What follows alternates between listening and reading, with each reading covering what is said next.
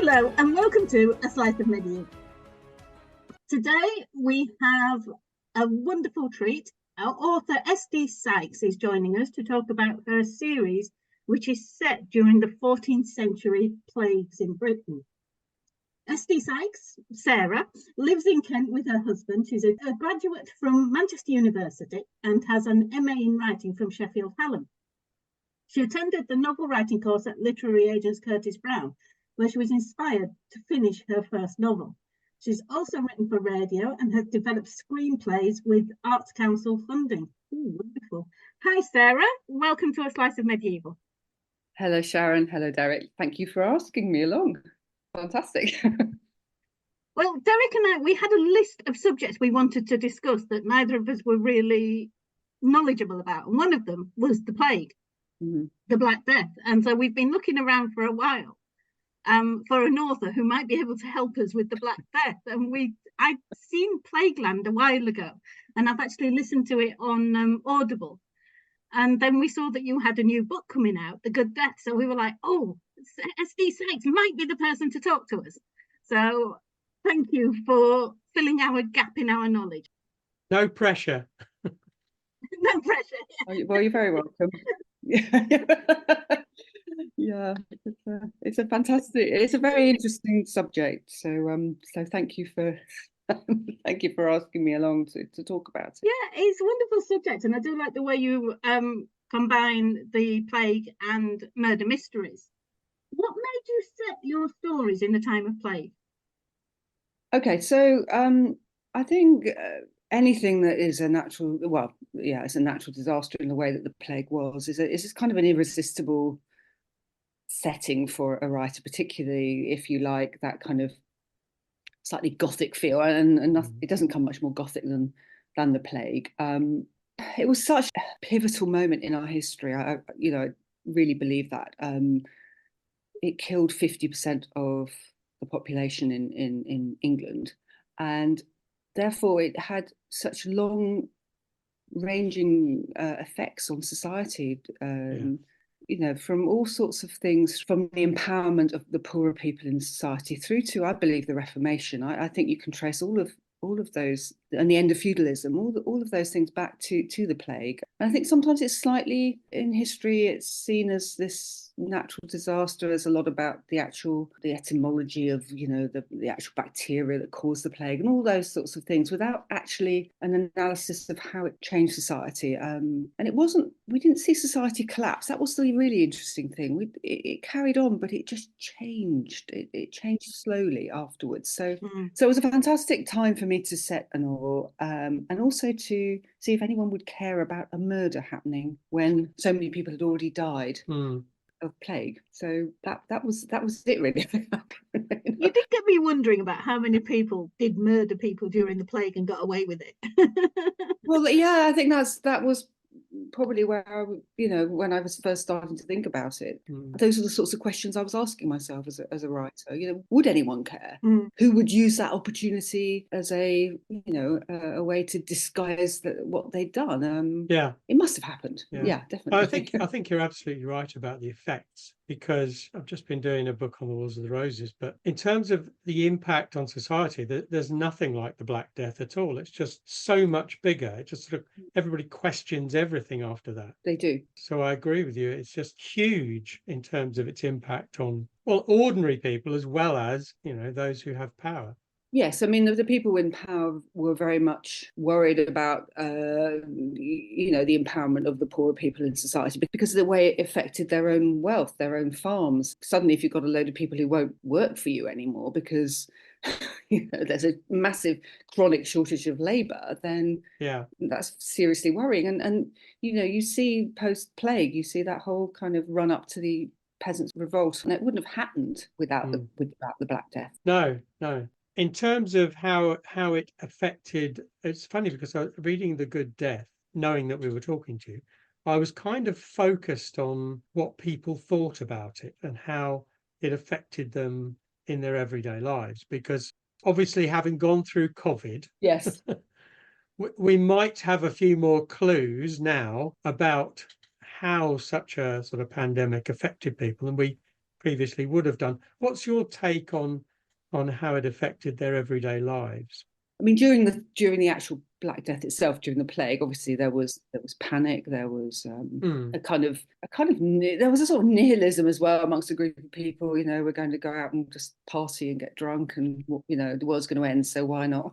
There was that side of things. Then there was a lot of questioning as to what had caused, because they didn't know what. We know it was a bacteria called Yersinia pestis, but they didn't know that. They didn't understand it, what it was at all. So what caused this? So there was great questioning, a great fear. There was all sorts of other, talking about COVID, there were all sorts of other comparisons you could say in terms of just daft things like there was the way that we were all rushing out and buying hand gel. Do you remember the hand gel thing?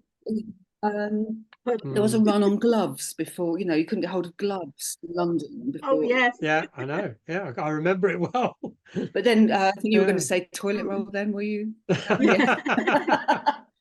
I think, that was what was that about? It was a kind of a pointless kind of panic stations. But I think there was all sorts of, depending on your views, there were all sorts of pointless things going on during the plague as well. Some reactions to it, things like, the flagellants, people rushing around the country, sort of beating themselves in the hope that this would somehow stop the plague from happening. And then there was also, people would flee. They understood enough to know that, there's that old thing, but I think it was Hippocrates said, fly quickly, go far, return slowly. And so they started to know that the best thing to do was to get out of its path if you could.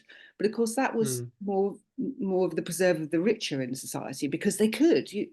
Nobody in the royal family died during that. That's the interesting thing, isn't it? In Edward III's family and just his daughter Joan, wasn't it? And she was in France at the time. That's right, exactly. But that's only because she travelled. Everybody else was safe, whereas obviously the poorer society didn't have that advantage. They would flee if they could, but during the pandemic, our pandemic, you saw sort of if you remember this, but the kind of the super rich they took to their yachts and kind of just headed out to the Mediterranean or the Caribbean, and so there were lots of comparisons to the way we behaved. I suppose fear, panic, questioning what caused it, also conspiracy theories in the way we had.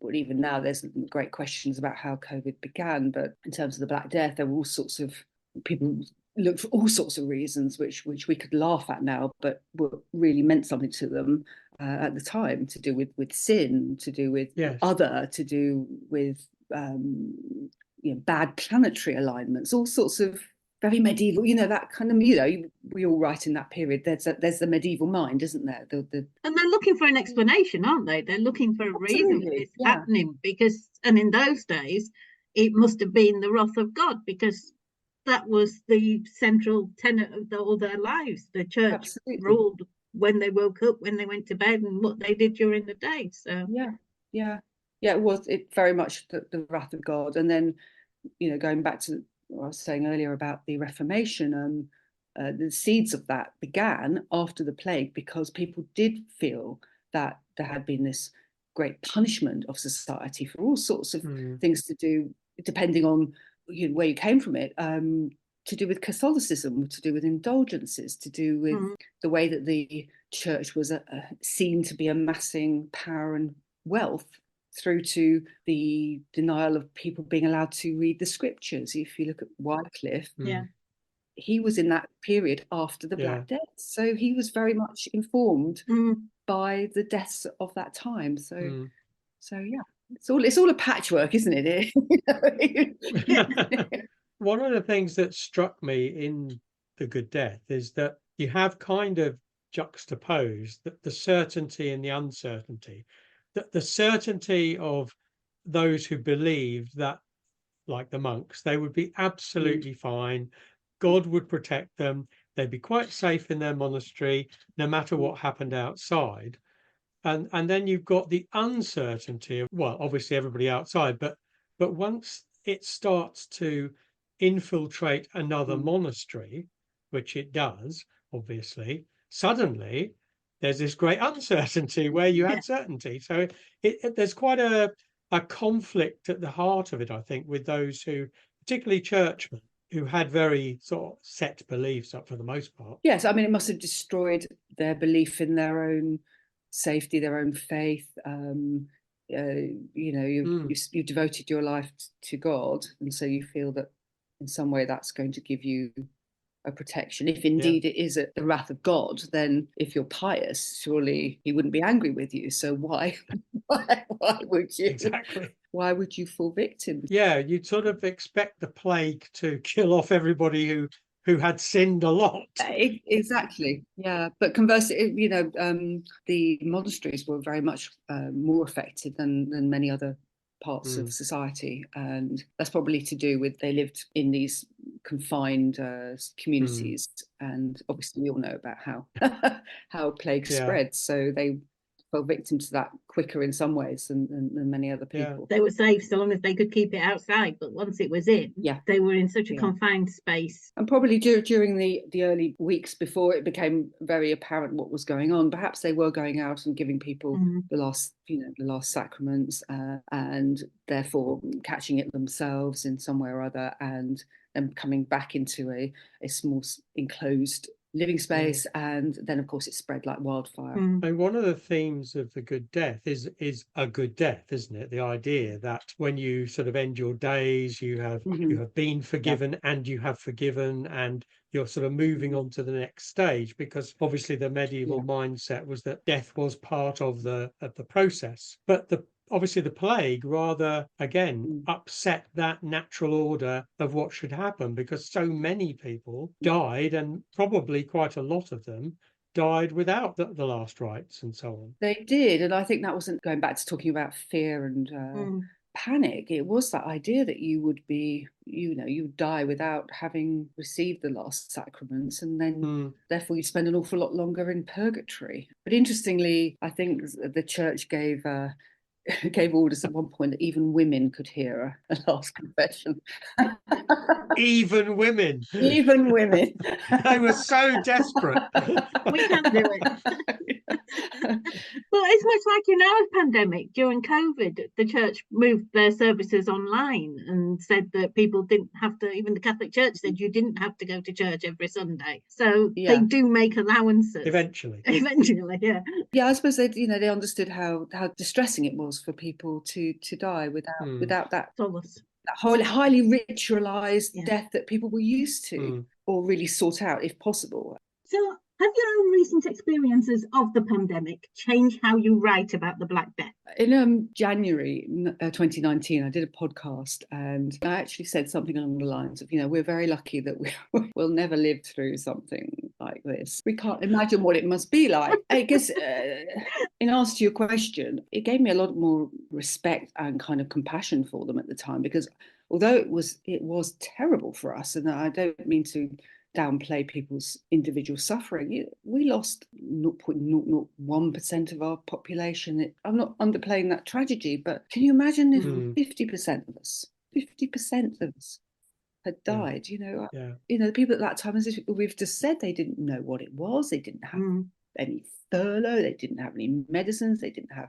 any sort of promise of vaccinations. They were just completely ignorant as to what was going on, and losing people left, right and centre, and having to bury their own dead or abandon them in a way that must have been, for 2 or 3 months, must have been it must have been hell on earth, mustn't it? It just must have been. And that's what is actually so surprising about the Black Death, is when we see stories about apocalypses on television, you tend to see those scenes afterwards where the world's completely collapsed and society's been destroyed, and there's just people roaming the streets with guns and dogs. Do you know what I mean? That's yes, yeah. You know, that sort of trope you often see on television, but that didn't happen. Society quite quickly reformed and did actually carry on, but just with a lot less people. So going back to your question, Sharon, I just felt a lot more compassion for them, and it just helped me to understand a little bit of what they were going through with only just a tiny drop of it ourselves. At what point did they know what was coming, do you think? They must have, in the book you refer to the monks being aware that there is this thing coming. But do you think they had any concept at all of how devastating it would be, or not? Yeah, there were rumours. The king, Edward III, sent some papal representatives to Avignon, which is obviously where the Pope was at that time. This was in 1348, and they came back with all sorts of stories from Europe. So I think it was known in certain circles. I mean, we were very much a trading country at that point. We'd been at war recently with France as well. So there would have been rumours, but of course, there was no newspapers, there was no internet. Obviously, the information would have been disseminated through the church, through letters, and the church were very good at keeping information to themselves, or just letting people know what they wanted them to know. So there would have been an attempt probably to keep it under wraps to an extent, so that there wasn't an enormous panic. But yeah, I think they would have guessed. They would have had hints about what was coming. I just think those in power and the church, like the monasteries, communicated with each other. They did, yeah. So they would have shared their stories. The court would have shared would have had the stories from Europe. But the people in the little villages in like Summershill and your villages in Kent, the rumours would have been a lot more limited, and they wouldn't have known necessarily what was coming until that first case hit the village, and then suddenly, they see how quickly it spread. Exactly. I mean, life was that old thing about it being sort of hard and short, and what was that old saying? Hard, short, and full of misery. Full of misery. Yeah.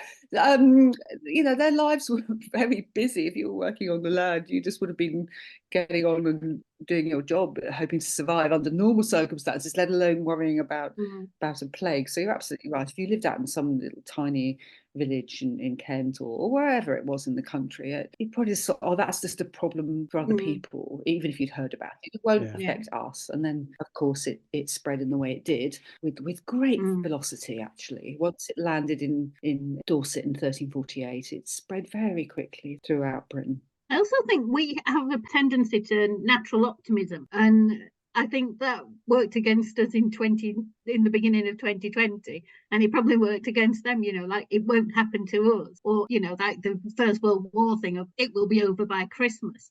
We never expect anything to last too long, so long as we behave, we shut our doors, it'll go by us, and that will be it. It'll be over in a few months and we'll get back to normal. Yeah. And I don't think we ever realised the long-term impact. No. And I think we've gone through a collective, I don't know about you, but this sort of, we've kind of erased it from our memories a little bit. Or we don't like to think about it. It's sort of, I know certainly in my job when I'm talking about ideas with various people in the industry, people don't want books set there. They don't want TV series set in the pandemic. Let's forget it ever happened. I must admit, I watched a programme. It was a police drama, and they were all wearing face masks because they were doing it during the pandemic. And they did it in the pandemic, and I'm like thinking, I don't want to see this. No, this is exactly why. Because I think, as I say, people have this sort of collectively. We want this. It was so painful that we kind of, at the moment, and no doubt, maybe in 20 years' time, or maybe sooner, 10 years' time, we will start to see dramas and more books and whatever set during the time. But that's my kind of feeling on it. let's erase it somehow from our memory. Yeah. But just going back to what you're saying about sort of the way that people felt about, we have a sort of a positive outlook. I think that the medieval mindset was slightly different. They had that whole kind of memento mori, that death was always around you. They had almost like a fascination with death. You see it everywhere, don't you, in all of the artwork. Death wasn't kind of pushed away and hidden in the way that we do. We don't like to acknowledge death, do we? No, I know what you mean. It was an accepted part of life, in a sense. Absolutely. Death was part of the whole journey, and it wasn't the end of the journey either. That's the other thing. That's right. That's the most important thing about the medieval mindset, is that death was just a sort of staging post, and then you've got what follows after that. So totally different mindset, really. Yeah. And they would have seen death around them all the time in the way that we never do. So I wonder if when it happened, they would have been much more pessimistic than we tended, hope, oh, there'll be a vaccine, or lockdown's going to end, whatever. Maybe it's just fed back into their narrative that death happens, and maybe that helped them cope with it a little better, right? Perhaps. Yeah, maybe. The other thing that struck me when you were talking about the COVID and so on was that there's a huge difference in information levels. I think you alluded to it briefly, is that we don't know everything, but we get everything sort of bombarded at us. So we know that 10,000 people died there, or, thousands of miles away. But in the Middle Ages, most people had sort of more or less zero information, or if they had any, it probably wasn't true anyway. I wonder how I don't know, that you probably don't know the answer either, but I wonder how that made a difference between what happened to us and what happened to them. Was it better not to have that information constantly bombarding you, or is it worse? It just struck me that it's a very different setting for a play. Yeah, I mean, they were literally in the dark, although then they would have seen the bodies being buried. It's quite difficult to get information in terms of, like, there's always estimates that it was 50% of the population that died, but in some areas it could have been up as high as 70%. But there's lots of questions about what the population size was anyway. I've seen estimates that, sort of around the late 1340s for the population could have been 4 million, but it could have been 5.5 million. Sort of. Yeah.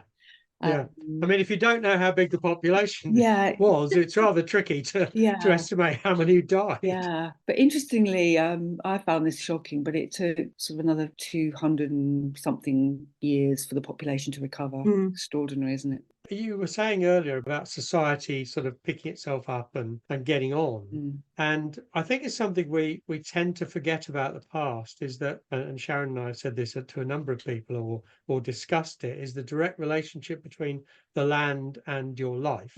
Somebody has to grow crops. Yes. Otherwise, forget the plague, you're all going to die anyway. Yeah. So life has to go on. Ordinary people can't just say, oh, well, forget it, we'll just wander the land killing people. Because that may happen in modern films, but at the time, salvation lay in growing crops, farming animals. Absolutely. You had to get on and plough the fields and plant the seeds and tend to the livestock. The people who survived actually did quite well out of it, because they could take over bigger farms, they could take over livestock of the families that had died. They could ask for more wages, and they got them. It was quite a good period for women, actually, funnily enough, because a lot of the men had died. So you saw a lot of women actually taking over the family roles that would have been done previously by men. So for a very brief period of time, it was quite liberating for women. Yeah, that's true. And if their husbands had died, that's sort of like wartime. Well, if their husbands had died, then they weren't risking pregnancy for a while either, were they? So well, this is true. It's very true as well. Yes. There might be 3 children in and would have had another 7.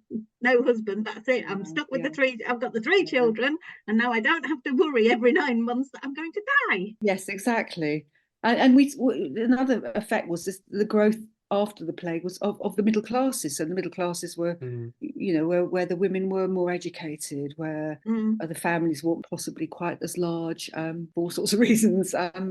and that probably wouldn't have happened either without the Black Death. So, or not in the way it probably would have taken a lot longer anyway. got longer. Yeah, thank you, Derek. Yeah. We always think of the Black Death as 1348, 1349, but it kept coming back. Yeah, it did. It made a massive resurgence in 1361, where that time it killed. It was known as the Children's Plague. I don't know if you've read anything about this, but it affected men, rich men, and particularly rich boys, much more than other parts of society. And well, nobody had the answer to it, but the research is suggesting that it's to do with the pathogens, the plague pathogens fed on needed iron to sort of. I'm not a biologist, but the iron was important in the way that the plague bacteria reacted, and so rich young men tended to have a diet rich in meat, whereas poorer people didn't, and menstruating women didn't. So anybody who had a sort of a bit of an iron deficiency, strangely enough, had a sort of protection at that point against the plague. So it was a constant. You're absolutely right. It just kept coming back and back and back, and it never went away, did it? I mean, it still exists. Still exists. Yeah.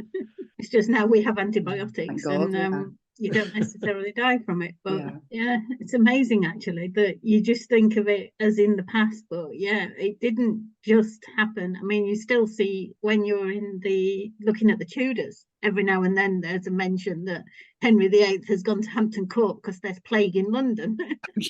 Yes, it was just endemic by that point, wasn't it? And now you'll read about some poor prisoners at some. I'm trying to think where it did turn up recently. I think it's somewhere in South America. So it's still there, hasn't gone away. So your hero, let's get back to the book. Your hero sort of is a former novice monk, Oswald de Lacy. I was thinking about this, I was reading it. It must have been a conflicting time for monks, balancing the desire for self-preservation with their duty to the community, because they have this, they are in this gated community where they can just lock the doors and wait for it to pass. But at the same time, they're supposed to minister to the sick, to weddings and funerals, and be there for the community. It must have been a really conflicting time for some of them. But I think you've hit the nail on the head there when you say some of them. I think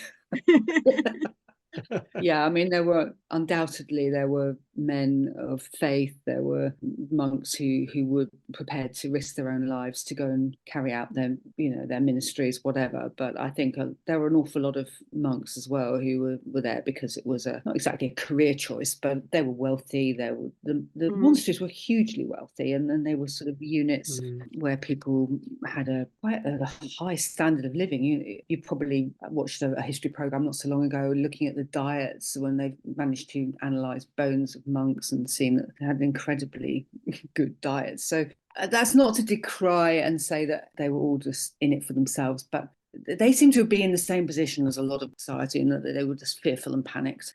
And you're right, what conflict did that lead them to internally? I don't know. I think the thing is, we tend to, these days, I have this conversation with my son quite a bit, actually. He's doing military history, but we talk about this a lot. These days, we think of monks and priests as having a calling, and they're there because of religion. Whereas, and I'd say to my son, the medieval church was political, absolutely, first and foremost.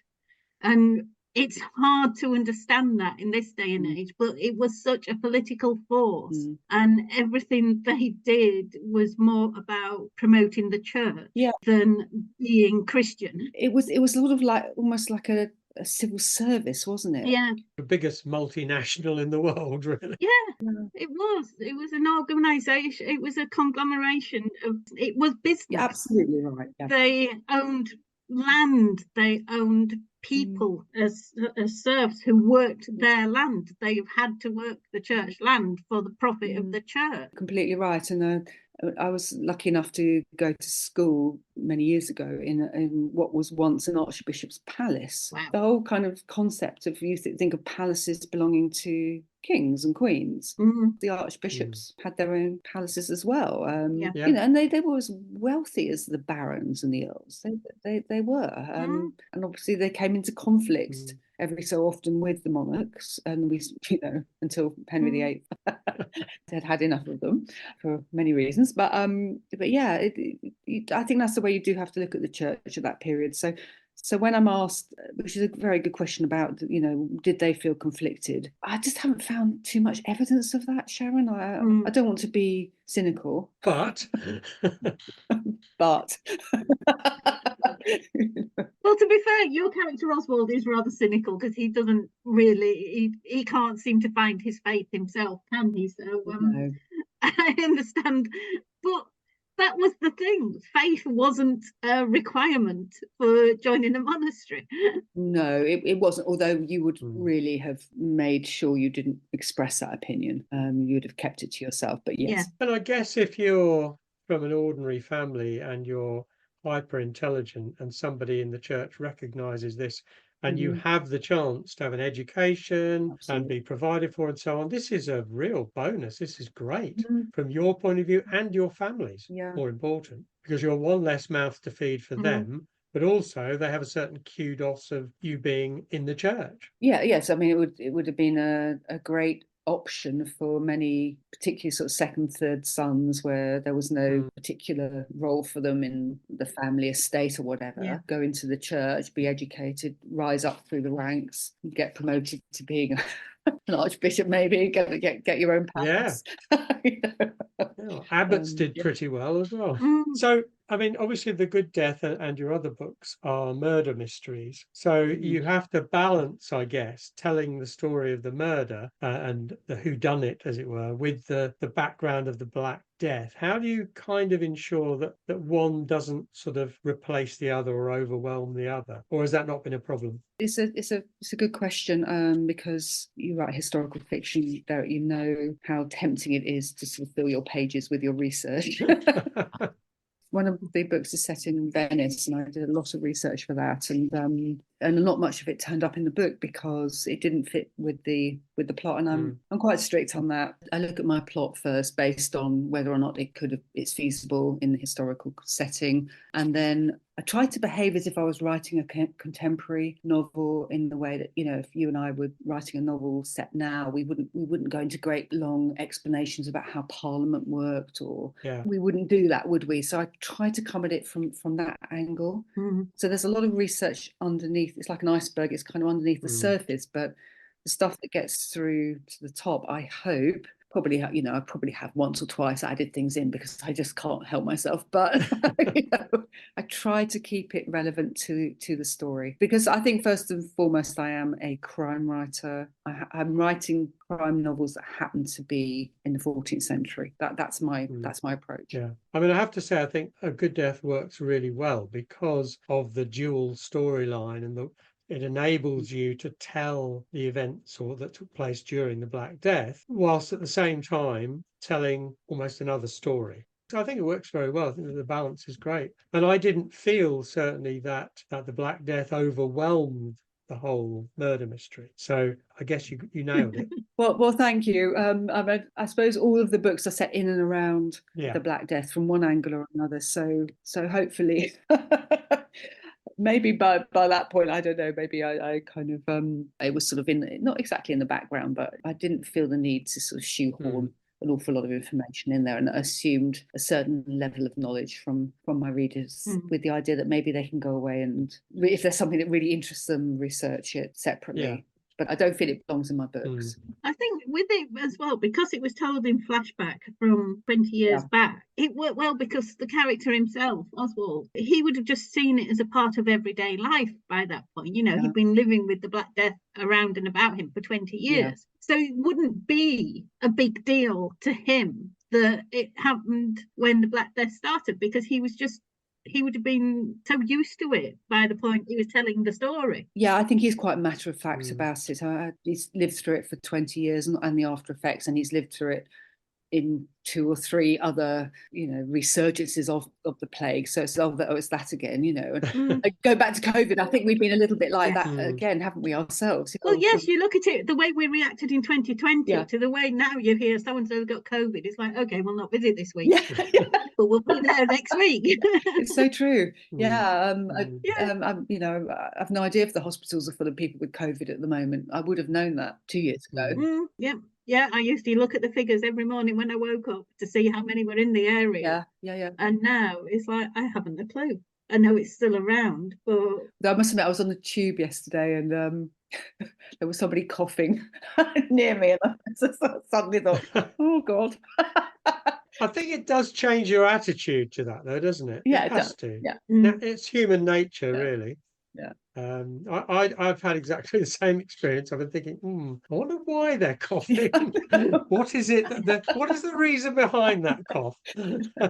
Having said that, I didn't, it wasn't like I stood up and moved or anything. I just the whole coughing thing was just, I suppose it reignited a little bit of that real, I don't want to say paranoia, let's say fear that we all had 3 or 4 years ago.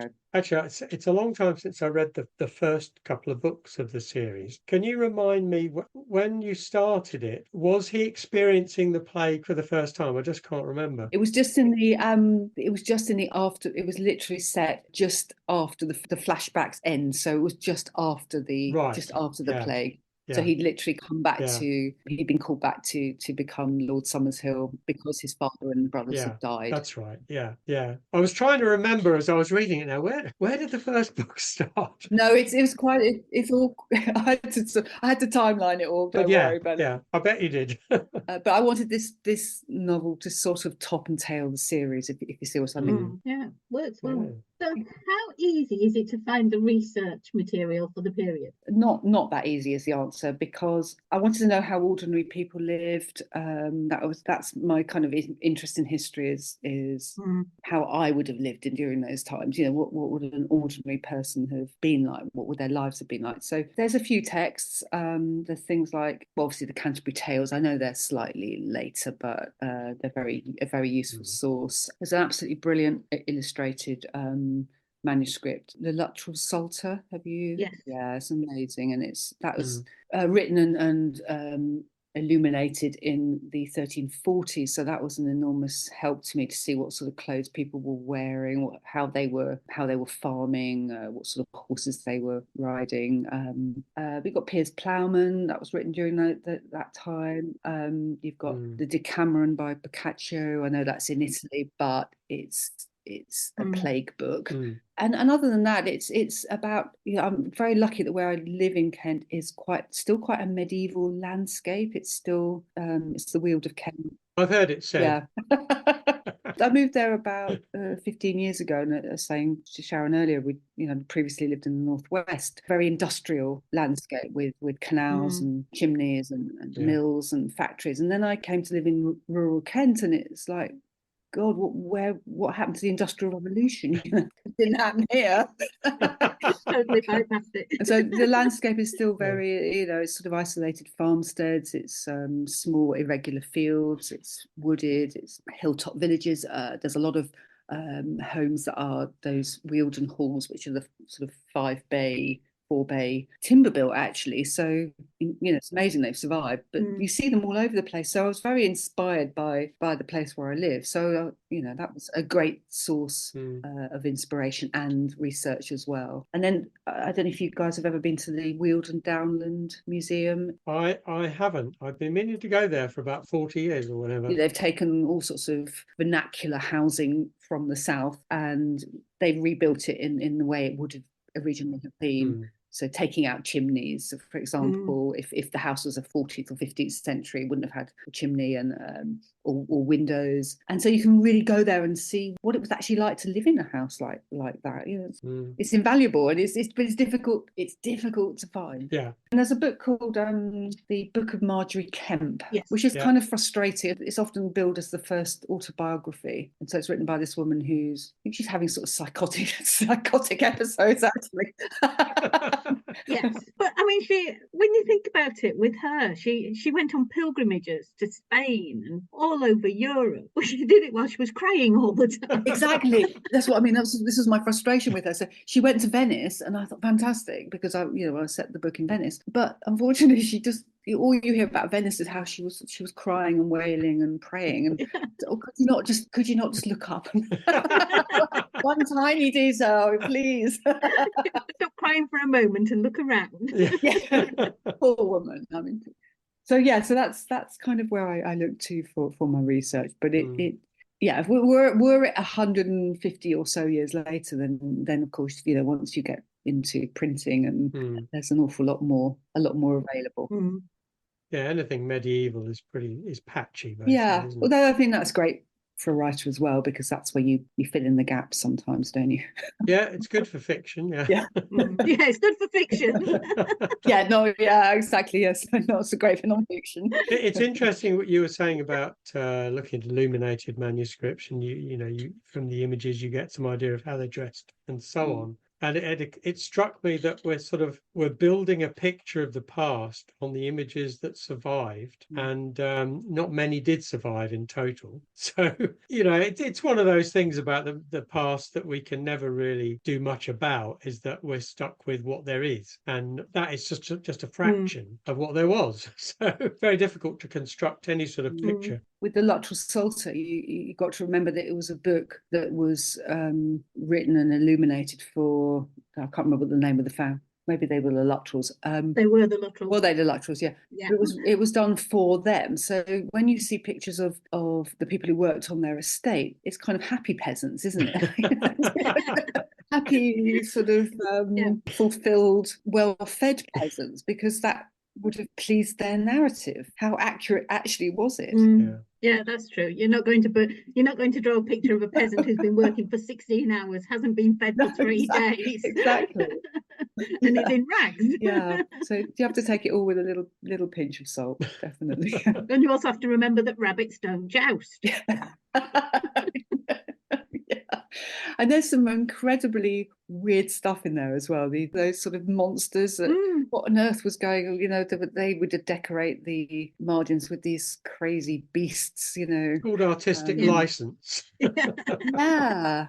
I've often wondered about that. Was that a form of free speech? The only place they felt that they could. They could go wild. Yeah, because it was a very you can imagine how restricted life was. Perhaps that was one way of expressing yourself, one route. I don't know. So the Good Death is that the last in the series, or will there be more Oswald de Lacy books? That is the last. I sensed from what you said earlier about top and tailing the series that was probably it. It was obviously a really good way to finish it, because there was so much closure in this book. So what are you working on something now, or? I am, but it's completely different. I'm doing some TV work. It's got 3 projects in development. That lovely term. Are you able to talk about them or not? They're with a couple of production companies, and I'm waiting to hear whether or not they'll get greenlit. So I can't really say any more than that. No. They're completely different. They're contemporary. They are still in the murder mystery, psychological thriller genre. So I feel everything I've done. And is that screenplay? It is screen, yeah. It's TV. It's TV drama, TV series drama. Yeah. Yeah. Well, we'll await development. How exciting! That must be refreshing, though, having gone from medieval to modern. There is Thank you, Sharon. Yeah, there is some joy in wanting to write a scene and think I can just sort of go outside and see what people are wearing, or not have to. If you're writing in the past, you can't take anything for granted, can you? No. When I'm writing the 14th century, people didn't have pockets. You inevitably made mistakes, but you want to minimize those anachronisms as much as possible. Yeah. No, there's so many things, quite basic things, as you say, pockets and all sorts of things. I've just finished writing a modern crime novel, And it's just such a relief. I didn't have to do hours of research. I didn't have to go through all these sort of tomes and online research to find out just the simple things. Yeah, no, exactly right. You know, you've got your scene, you know what your characters want to do, and it's all sorts of layers beneath that you need to go through. Is it possible? How would they have said it? You know, the things that you're describing in the room, would they actually have existed? Yeah. You know, I mean, I know that in terms of the Oswald books, that he is a slight anachronism in as much as he doesn't have faith. I think some of his feelings about some of his personality is more 21st century, I think, but that was quite a deliberate choice from my point of view. Yeah, I think I've done the same a bit in places, partly because I think for the modern reader to follow someone who had a true medieval mindset would be really odd and really difficult. That's exactly. I think also it works that because Oswald's he's a Renaissance man, isn't he? So he's ready for the Renaissance before everybody else is. That's all. It's been 150 years. Well, in British Renaissance, but he's about 150. Yeah, but he's been to Venice, so you can understand how. Absolutely, he's already got the modern ideas. They were peeping through then, so he was, Absolutely, no, they were in the 1350s and.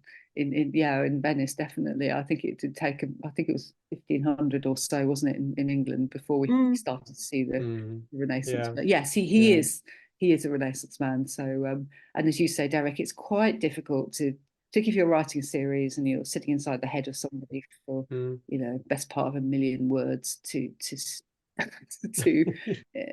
be inside the head of somebody whose opinions you really would struggle with. Yeah, you can't relate to it. So your next projects are all TV projects. Is there another book series in your head waiting to come out? There are always ideas. You know what we're like. Yeah.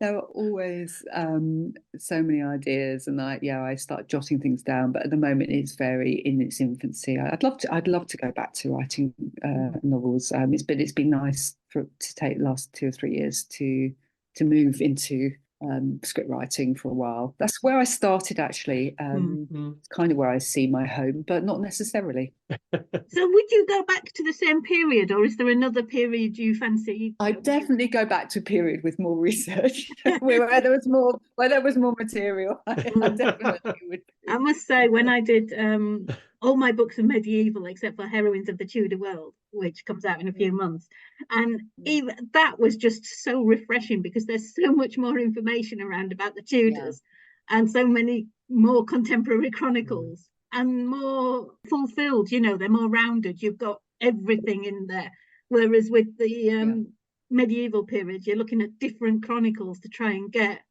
the whole picture. You've got the whole picture with the Tudors most of the time. So I must say, it was ever so refreshing to not have to work so hard to find the information. My theory about why there are so many fiction books written in the Tudor period is exactly what you've just said, because you can actually find things out relatively easily. If you go back into even in the 15th century, as I've found, it isn't that straightforward. You can find out a lot about some things, but nothing about others.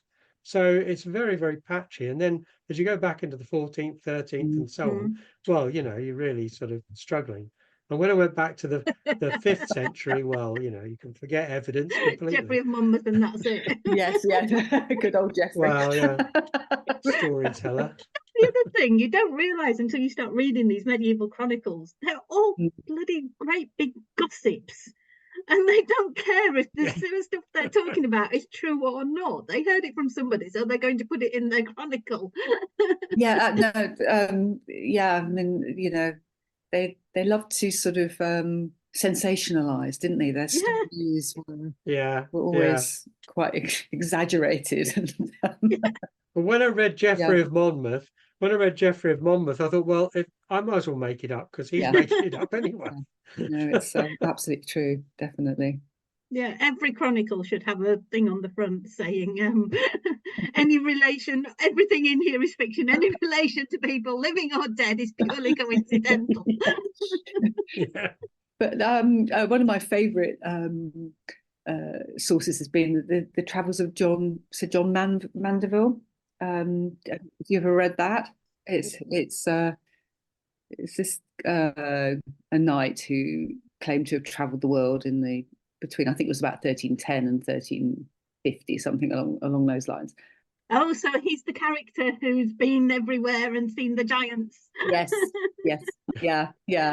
Well, if you ever get to read his book, it's absolutely hilarious. But then once again, it feeds into the medieval mind. So he starts off, he travels Europe. I mean, there's lots of questions as to whether he did ever travel or whether he'd kind of slightly bastardized Marco Polo. But you see sort of descriptions of Jerusalem and Egypt that makes sense. But the farther east he goes, the more crazy stuff gets. So there's lands where people only live on the smell of an apple, or have sort of one eye in the middle of their chest, or they eat their own children, and it was the best. Apparently, it was like sort of it was a travel manual for Europe for many sense. People truly believe that's what would happen if you went off towards India and China. This is what you would encounter. Well, when you think that even lords wouldn't have travelled far unless they were going to war with the king, so they would have been mainly within their own domains. So hearing about things in far away lands, it would be like, oh yeah, well, who knows, Was that whole thing about the other, isn't it? That we don't have that anymore because we know about the world, whereas they didn't. So if you didn't know what was over the horizon, it was left to your imagination. If somebody told you that there was a land where people lived on the smell of apple alone, then why wouldn't you believe it necessarily? Some people thought the world was flat, others thought it was round. Well, some people still do. Yeah, that's true. Yeah. Yes, exactly. When you don't know what's over the horizon, going back into their mindset, why not? Why wouldn't it be sort of something quite fearful and frightening and whatever, rather than something that was positive and friendly? Yeah.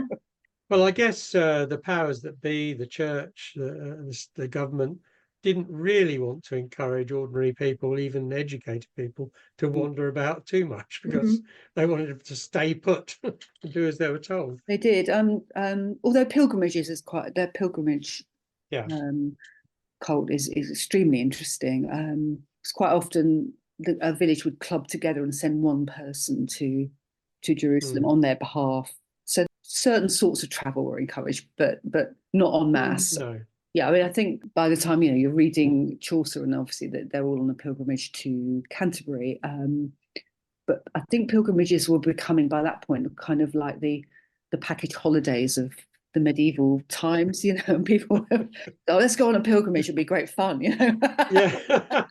Get away from the drudgery of life, meet up with other people, have a few drinks. So I'm a bit facetious there, but it was But I think pilgrimages are much overlooked in the medieval period from the modern standpoint, the importance of them and how many pilgrims there were sort of washing about the place, really, going to certain shrines. Yeah, and the way that they moved, particularly down through Europe, there was a sort of trail, and every stop there, the cities would make sure to give them something to visit. Well, yeah, they're the medieval tourists, aren't they? I mean, although what you were saying was a bit tongue-in-cheek, I think there's a lot of truth in the fact that if a pilgrim is coming to the place you are in, you want to fleece them as much as possible.